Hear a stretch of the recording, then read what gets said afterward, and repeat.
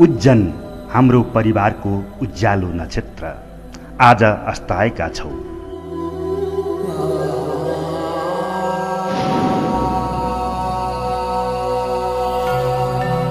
अस्ताउनु भनेको उदाउनु हो। तिमी सधैँ उदाइरहन्छौ हाम्रो मन मन्दिर मस्तिष्कमा। अमर भई बसिरहु अनन्तकालसम्म हामी यही कामना गरिरहन्छौँ ईश्वरसँग। आजभन्दा 14 वर्ष अगाडि ओखलढुङ्गा जिल्लाको पोकलीमा स्थायी बसोबास गर्दै आएका रामेश्वर श्रेष्ठको पारिवारिक संसार सुनौलो थियो। दिनचर्या सामान्य थिए, आर्थिक स्तर मध्यम थियो।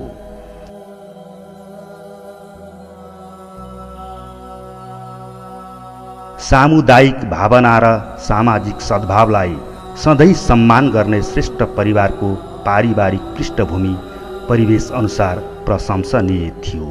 तत्कालीन समयमा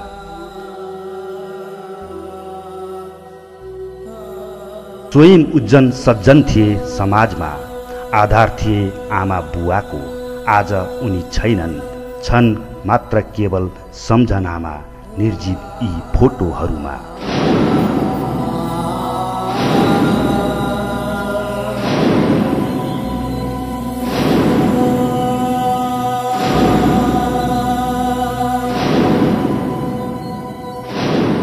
दुई 2055 साल असार 10 गतेको दिन यो परिवारको लागि अशुभ बन्यो।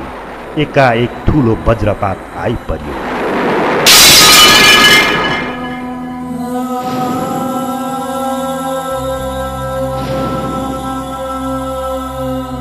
बाटोमा हानेछ, गोली हानेको ठाउँमा चाहिँ 5-6 थोपा रगत चुहाएको थियो। त्यहाँबाट रगतको धारा बनाउँदै कोसीको छेउमा लगेर तल कोसीको छेउबाट पनि तल पुर्याएर मारेर चाहिँ रगतको पोखरा बनाएर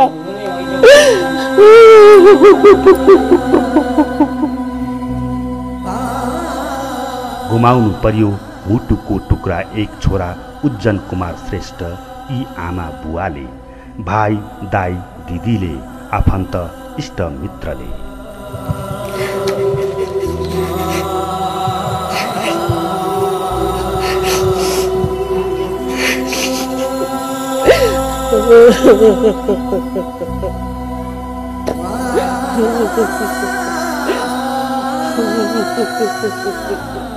म सानो हुँदा बुवालाई गोली हानेर मारेको अरे। मलाई बुवाको अनुहार केही पनि थाहा छैन। बुवाको माया पाउन नसकेकोले मलाई धेरै दुःख लागेको छ। घरमा खाना पनि छैन। पहिलो स्कुल जान्न थिएँ, तर अहिले यहाँ अनाथ आश्रममा बसी पढिरहेको छु। जसरी पनि एक दिन धेरै पढी मेरो बुवाको सपना पूरा गर्नेछु। दुःख एकपछि अर्को आइरहन्छ भने चाहिँ पीडाको श्रृङ्खला बढी नै रह्यो यो परिवारमाथि। पहिलो वज्रपातलाई आधार बनाउँदै गुमाउनु पर्यो अर्को छोरा गणेश कुमार श्रेष्ठ, अनि त्यसरी नै नातिनी पनि। यी दम्पतिले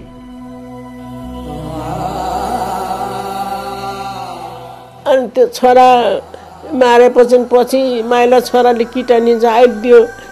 किटानी जात दिएपछि एउटा चिठी ल्याएर मिल्काइदियो। तैँले किटानी जात दिस, तेरो नाउँ पनि चढ्यो, त पनि बाँध्दैनस् त्यही भने। त्यहाँबाट त्यस्तो चिठी आएर पसलको ढोकाबाट छिटाइदिएको रहेछ। तेरो भने धेरै दिन बाँकी छैन, तेरो नाम चढिसक्यो भनेर भन्यो। त्यहाँबाट छोरालाई लुकाइ छपाएर आएको थिएँ। तै पनि मैले छोरालाई जोगाउनु सकिनँ। छोरा दिदीभाइ खतम भयो, नातिनी खतम भयो। अहिलेसम्म अब हामी खोज्दैछौँ धमाधम त्यसको न्याय खोजेको। अहिलेसम्म संसार घुमिरहेका छौँ, तै पनि कसैले न्याय दिनु सकेको छैन।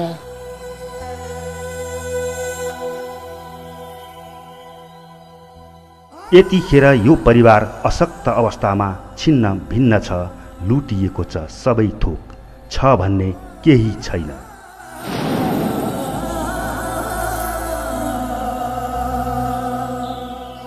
अनि पहिले हाम्रो त्यसले छिल्ली बिरी नबस्नु नखानु घर पनि भत्काइदिइहाल्यो भएभरको सम्पत्ति तिनीहरूले लगे तिनीहरूले खायो अहिले यस्तो विचलनमा छौँ हाम्रो न्याय चाहिँ हुनुपर्छ यत्रो वर्ष भइसक्यो हामीले आँसुको खोला बगाएर बसेको छौँ हामीलाई के होला भन्नु त दुधुबाट छोराको अङ्कलको र बाबाको पिर खप्नु नसकेर त्यस्तो विजय नसकेर एउटा नातिले रुँदा गरेर मन नसकेर आत्महत्या गरे। कोही छन् भन्ने मृतक उज्जनका दिदी सावित्री श्रेष्ठ सङ्घर्षमै समय बिताइरहेकी छिन्। भाइको हत्यारालाई कठघरामा उभ्याउन, न्याय पाई पीडा बिर्साउन, विक्षिप्त अवस्थामा रहेका आमा बुवालाई भलै ढिलै किन नहोस् एक मुट्ठी सन्तोषको सास फेराउन। उज्जन हुँदाका ती दिन सुख र शान्ति शोकमा परिणत भएको आज 14 वर्ष भयो। यद्यपि यी वृद्ध दम्पतिका आँखाबाट आँसुका बलिन्द्र धारा बग्न छोडेको छैन।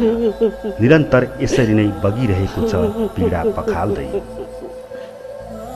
भाइको मृत्युबाट मर्माहत यी दिदी यसरी नै टोहलाउँछिन्, सम्झिन्छन् ती दिन।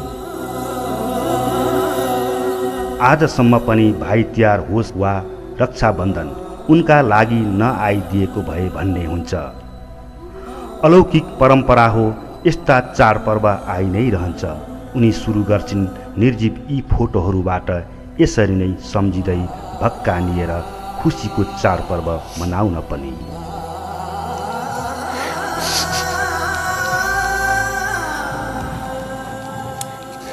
दिदीको भाइप्रतिको मोह मृत्युको कैयौँ वर्षपछिसम्म पनि यस्तो छ भने आमा बुवाको कस्तो होला।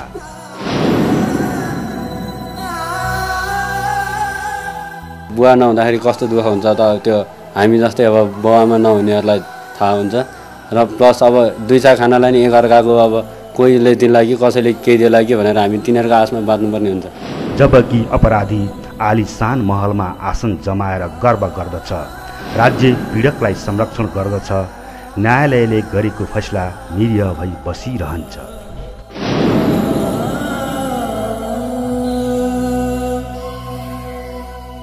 ठुलबा गणेश कुमार श्रेष्ठले चाहिँ आफ्नो भाइ किन मारियो भनेर, मेरो बुवा किन मारियो भनेर त्यही उजुरी गरेर न्याय खोज्दै हिँड्दाखेरि उहाँलाई पनि अब त्यही सरकारले केही हेरेन, उल्टो उहाँको पनि हत्या गरियो।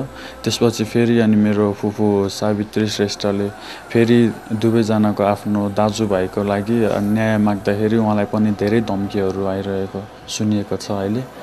त्यही अब किन यस्तो भयो, अब सरकारले पनि केही हामी यो परिवारलाई न्याय दिनु पर्यो। नागरिकका लागि राज्य प्रदत्त सेवा सुविधा संरक्षण अधिकार र राज्यकै लागि नागरिकले निभाउनुपर्ने सबै दायित्व पूरा गर्दै जीवन निर्वाह गर्दै आइरहेका ओखलढुङ्गा पोकलीका उज्जन श्रेष्ठको हत्याकाण्डले मुलुकमै सनसनी मच्याउँदै निर्दोष मारियो, पीडकले उन्मुक्ति पाउनु हुँदैन भन्ने स्थापित मान्यतालाई मुट्ठी कसेर मिल्काउने राजनीतिक सोच भएका दलले हरेक नागरिकको अधिकार धरापमा राख्दै आएका छन् भन्दा अतियुक्ति नहोला। उज्जन श्रेष्ठको हत्याकाण्डको कथाले अहिलेसम्म यही भनिरहेको छ। यो कथाको नायिका उनै मृतक उज्जन कुमार श्रेष्ठका दिदी हुन्, सावित्री श्रेष्ठ। न्याय पाउनका लागि उनले भोगेका क्षण र बेहोरेको कष्ट यसरी नै वर्षौं चलिरह्यो। अन्ततः न्याय मिल्यो, फेरि पिसियो, कहिलेसम्म पिल्सिरहने हो। प्रचण्डको छोरो मारिएको भए, बाबुराम भट्टराईको छोरो मारिएको भए, छोरी मारिएको भए, अथवा माधव नेपाल झलनाथको छोराछोरी मारिएको भए के गर्थ्यो? आज हाम्रो ठाउँमा तिनीहरू भए के गर्थ्यो? म यही क्वेसन तिनीहरूलाई सोध्छु अनि तिनीहरूकै अगाडि आत्मदाह गर्छु। मेरो अन्तिम निर्णय चाहिँ यही नै छ। दुखीको घरमा मात्र तेरो बास हुने भए हे ईश्वर दया राखी अझ मलाई दुःख दे। नाटककार बालकृष्ण समको वियोगान्त नाटक मुकुन्द इन्दिरामा उद्धृत यी हरफहरू यतिखेर रामेश्वर श्रेष्ठको परिवारमा प्रासङ्गिक छ। परिवेश अनुसार राज्य मुख कहिलेसम्म बन्ने कथा बिर्साउन पीडितलाई कसरत जारी नै रहन्छ न्याय कार्यान्वयन नहुँदासम्म।